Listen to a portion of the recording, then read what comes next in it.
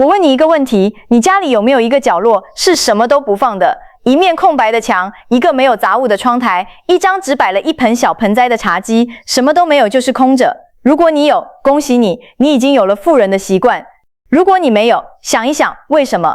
因为你觉得空着太浪费了。那个位置可以放一个柜子，可以堆几个纸箱，可以挂一排衣服，总之不能空着。这个想法就是穷人和富人最大的差别，富人敢空，穷人不敢。今天我要跟你分享8个极简致富真相，核心就一句话，空出来的地方才是你的老本。第一个真相，穷人家里每寸都要有用，富人家里敢留无用。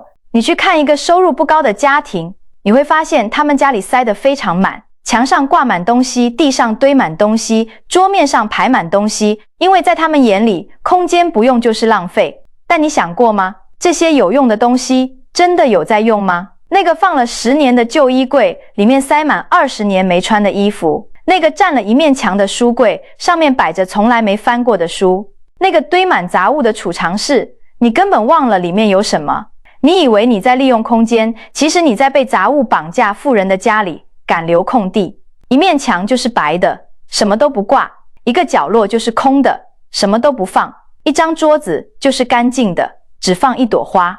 这些空地不是浪费，是给你的眼睛休息，给你的大脑呼吸。你的眼睛不累了，你的大脑清楚了，你做决定就不会糊涂，不糊涂，钱就留得住。第二个真相，穷人家里东西藏不住，富人家里东西看不见。你进到一个穷人家里，你一眼就能看到他们家有什么。锅子摆在台面上，衣服挂在椅背上，鞋子散在玄关地上，所有的东西都在跟你打招呼，所有的东西都在说话。你的大脑一直在处理这些讯息，你当然累。富人的家里东西是收起来的，不是藏在深处拿不到，而是有门的柜子，有盖的箱子，有抽屉的桌子，你看不到杂物，你的大脑就不用处理杂乱的讯息。你累了，坐下来休息，才是真的在休息。你可以做一件事，去五金行买几个不透明的收纳箱，把你那些散落四处的杂物收进去，盖起来，看不到。你的家会立刻安静下来，安静了，心就定了，心定了，钱就不会乱花。第三个真相，穷人家里东西等着用，富人家里东西正在用。你家里有多少东西是等以后用的，等瘦下来穿的衣服，等客人来用的杯盘，等退休后看的书，等哪天有空再修的小家电。这些东西你不是在用它们，你是在养它们。养它们要空间，要擦灰，要整理。你花力气养一堆你根本没在用的东西。富人的家里东西是正在用的，不穿的衣服马上送走，用不到的杯盘马上处理，不看的老书马上捐掉。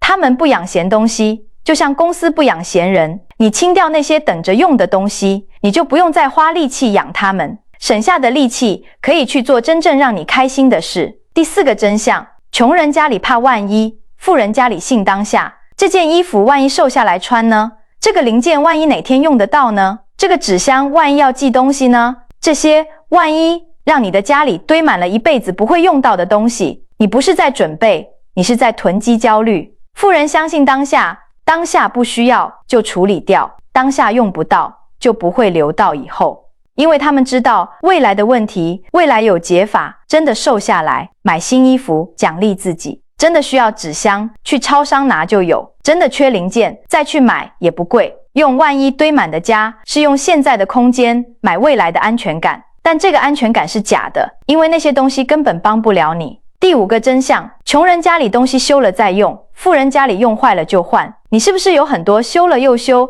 勉强再用的东西？锅子把手松了，用铁丝绑一绑继续用，每次端汤都心惊胆战。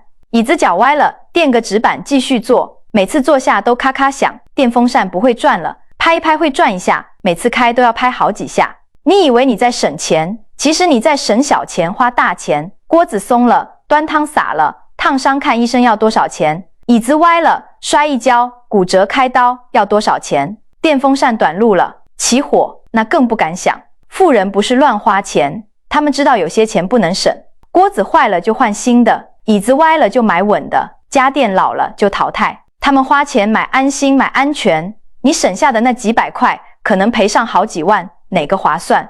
第六个真相，穷人舍不得丢包装，富人舍不得丢内容。你家里是不是堆了一堆纸箱、纸盒、纸袋、保丽龙、泡泡纸，网购来的，觉得纸箱很新，留着以后装东西；买衣服来的纸袋，觉得质感很好，留着以后送人。这些包装你留了5年，用了几个？几乎没有，但它们占了你5年的空间。你的衣瓶几十万拿来堆纸箱，富人留下的是内容，不是包装。东西拿出来，盒子、袋子、箱子马上回收。他们不留，因为家里不是垃圾场。你今天就可以做，把所有空纸箱、空纸盒、空纸袋、保丽龙、泡泡纸全部清出去。你会发现你家突然变大好几平，那些空间才是你的。第7个真相，穷人家里灯很暗，富人家里灯很亮。你去过那种很暗的房子吗？窗帘拉住，灯泡黄黄的，角落黑黑的，走进去就想睡觉，但又不是舒服的那种想睡，是昏沉。这种环境会让你没精神，不想动，一直想躺住，越躺越累，越累越不想动，越不想动前越进不来。富人的家里灯是亮的，窗帘拉开，阳光进来，灯泡用白光看得清楚，角落有灯，没有死角。亮的环境让你有精神，想动，想做事情。精神好了，做事顺了，机会就来了。你不用花大钱装潢，你只需要把灯泡换亮一点，把窗帘打开，光进来了，运气就进来了。第8个真相，穷人家里能放就放，富人家里不放就是不放。这句话是最后也是最关键的。穷人整理家里的时候，心里想的是这个东西能放哪里，于是到处找缝隙，找角落，找空位，硬塞进去，塞到最后，家里就像拼图一样，满满当当，密不透风。富人不是这样，他们整理的时候，心里想的是这个东西我要不要？如果答案是要，就给他一个舒服的家；如果答案是不要，就处理掉，不留。他们不会问能放哪里，因为他们知道家里的空间不是拿来塞东西的，是拿来过日子的。你今天就可以问自己一个不一样的问题，不是这个能放哪里，是这个我还需不需要？不需要的，让它离开。你的家不是仓库，是你住的地方。阿公阿嬷，我跟你讲，富人和穷人的差别不是赚多少，是空多少。